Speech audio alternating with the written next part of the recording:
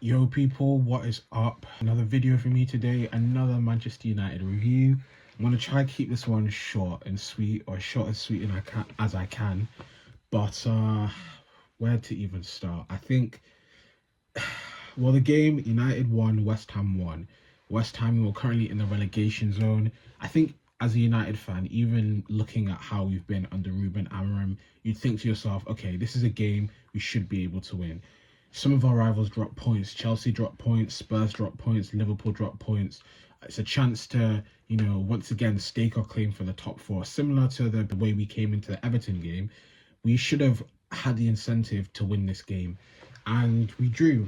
We bottled the lead. We took the lead through Dallo. Even though I think we were pretty poor up until that point, we weren't creating any chances. Obviously, we went into the half 0-0, weren't really creating chances, and it's getting to the point where the football that we're playing, I mean, it's getting to the point, it has gotten to the point, the football that we're playing, it's not football that is Manchester United. It's not football you want to watch. Like, under Louis van Gaal, like, the football was boring. Do not get me wrong. I remember those days watching games and hating it as a United fan.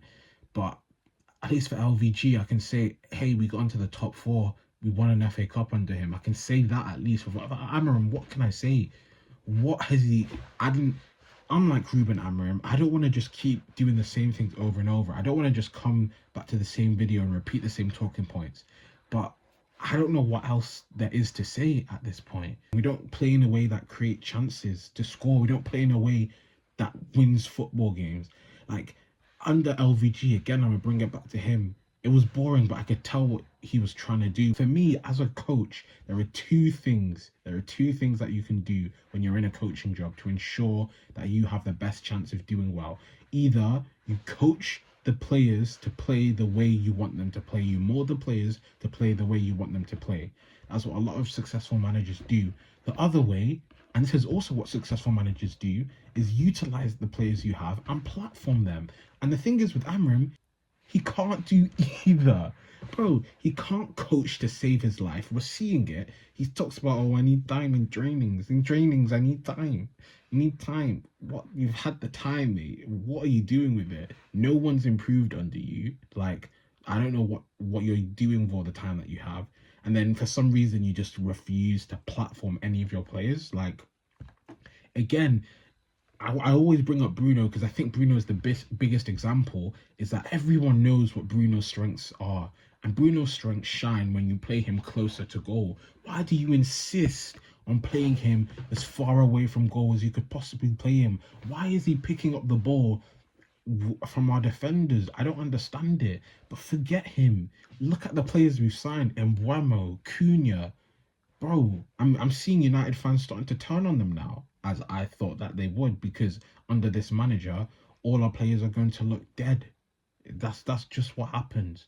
Kobe Manu, bro, seeing what's happening to Kobe Manu is just frustrating because this guy it looked like he was going to be on top of the world, bro. Won us an FA Cup, was starting for England in the Euros, was one game away from winning the Euros, bro. And now he's been reduced to a bench player who hasn't started a single game in the Premier League.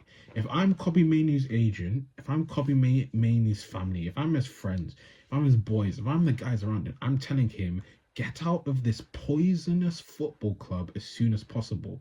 You do not want your career to stall. You do not want your career to backslide. Get out of this football club. That's what I would be saying. It's at the point now where our next game is Wolves. Wolves who haven't won a game in the Premier League, and we're away. I would not be shocked if we give them their first win because that is the type of team we are under Ruben Amorim.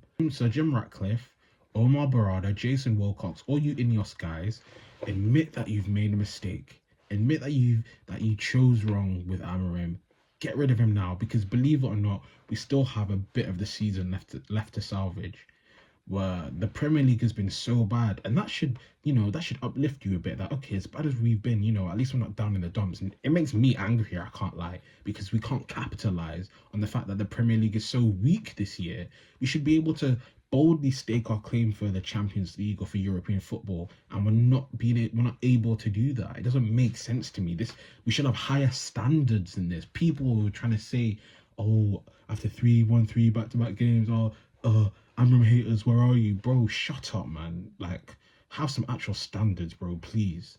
Like, Ineos literally just need to admit they've made a mistake, get rid of him now while we still have one cup left and top four. Like, Champions League is still on the cards, believe it or not. We have a cup we could actually win. He's not played in the FA Cup, and I don't want him to play in the FA Cup this season. I don't want him to mess up the only chance we have at winning silverware this year. There's literally not much else to be said. We've got Wolves on Monday. Are we gonna win that? Doubt. Are we gonna draw that? Doubt. I would not be surprised if we lose that. And then what? We've got Bournemouth, we've got Newcastle, we've got Aston Villa. That could be 3 L's in a row. And then where would we be then? By the end of the year, we could be close to the relegation zone. So that's all for today. Hope you enjoyed the video. See you guys in the next one. Peace.